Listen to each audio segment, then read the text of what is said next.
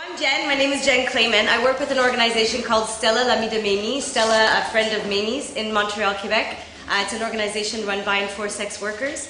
I also coordinate an alliance of 28 sex worker groups across Canada that came together specifically to do action around the Bedford Case and law reform in general. As Nikki mentioned today, I was asked to speak specifically to the evidence that was provided in the Bedford case that convinced the courts to strike down the 3 prostitution laws. So that's where I'll focus my talk.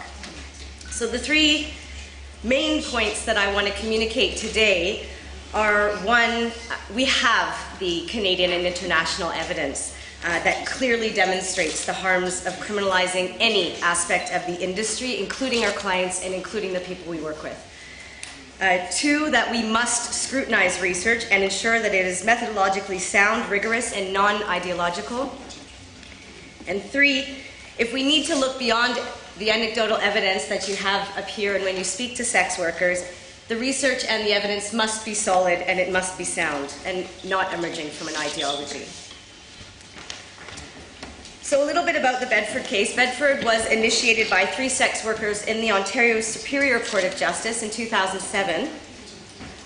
Those sex workers were seeking the removal of 3 major prostitution provisions, those that were most frequently enforced. One was the body house provision, section 210, which made it an offense for a sex worker to work indoors or in any other private place. The second was section 212(1)J, living on the avails. Some people call it the pimping law. This made it an offense for sex workers to work with other people. Section 213(1)C, which is the communicating law, it made it illegal for sex workers, it made it an offense, for sex workers to work on the street or in any other public place.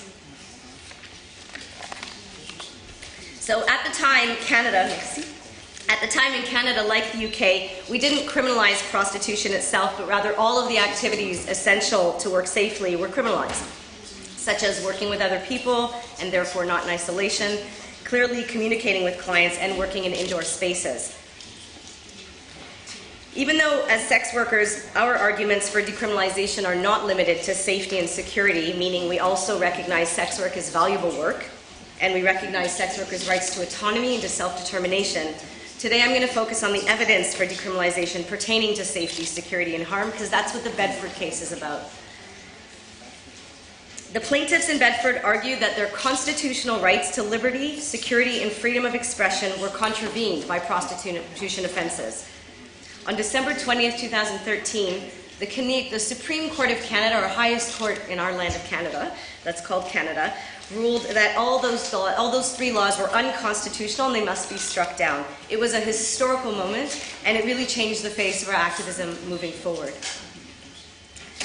The Bedford case was about whether or not our Canadian Charter would allow for criminal provisions that contribute to the risk of violence and death faced by sex workers.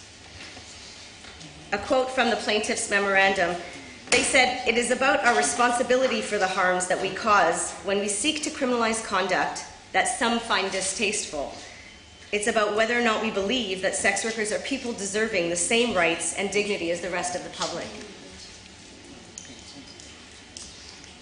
Sex workers won the Bedford case because we provided Canadian and international evidence that demonstrates that criminalizing any aspect of this sex industry causes harm to sex workers. There is no dearth of evidence of these harms. Between 1980 and 2000, more than 60 women were murdered or went missing from the downtown east side of Vancouver in British Columbia.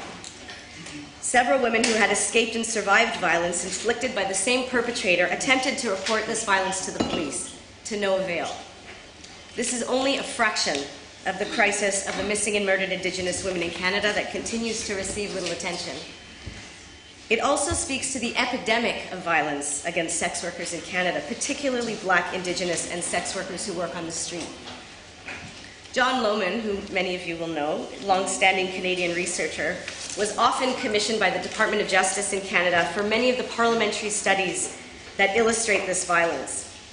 His 1989 report concluded that female sex workers who work on the street are 60 to 72 times more likely to be murdered than non-street sex working women.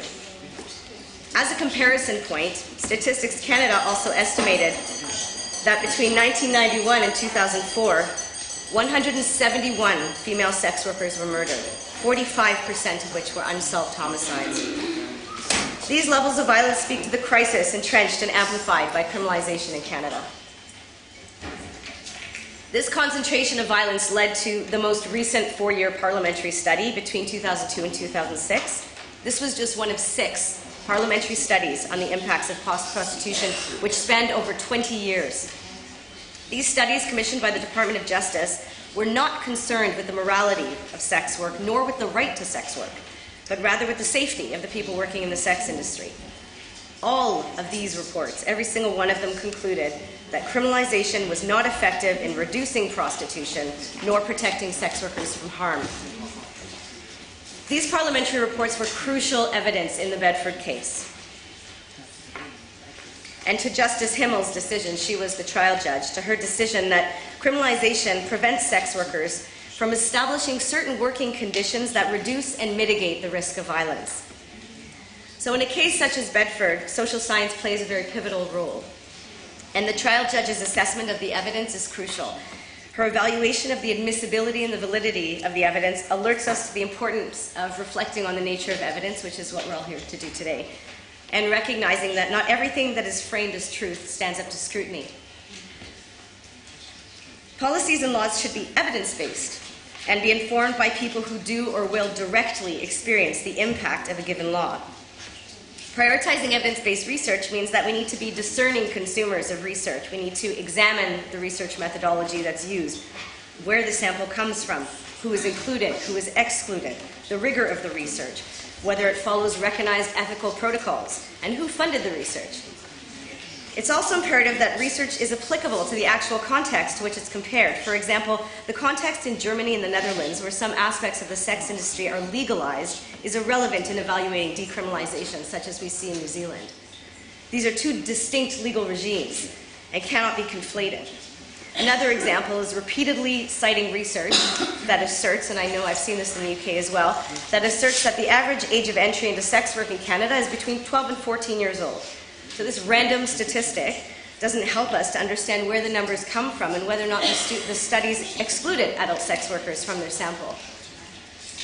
One needs to look at the entire body of evidence and its totality and the patterns that emerge. This is precisely what Justice Himmel did in Bedford. In her 2010 decision, she reviewed over 30 years of research on the impact of prostitution laws on sex workers by analyzing the methodology used, the conclusions, and the context for each research. She accorded more objectivity to research commissioned by the government itself and less credibility to academic expert witnesses, which she ruled as biased by ideology. She also discredited research from expert witnesses that focused on issues that were incidental to the case, such as human trafficking, sex tourism, and child prostitution. She ruled that these were not relevant to assessing the violations of the plaintiffs, the sex workers' charter rights to safety and security. In particular, some of you will enjoy this, she discredited the work of Melissa Farley and Janice Raymond. Really? She noted that Farley contradicted her own evidence and admitted that her opinion of prostitution as a form of rape was established prior to her research. Raymond's ideological opinion that prostitutes are receptacles and prostitution a form of sexual exploitation was also not deemed to be based in evidence. Equally, she discounted Farley's research for drawing false conclusions around abolishing the sex industry because violence exists. While it is true that violence exists in the sex industry, Statistics Canada also cites that 29% of direct care nurses also experience violence every year. To conclude that violence in the sex industry is inevitable and hence we must abolish it is a conceptual leap that would seem absurd if we applied it to direct care nurses. The fact that there is a risk of violence in any work does not mean that we prohibit it completely.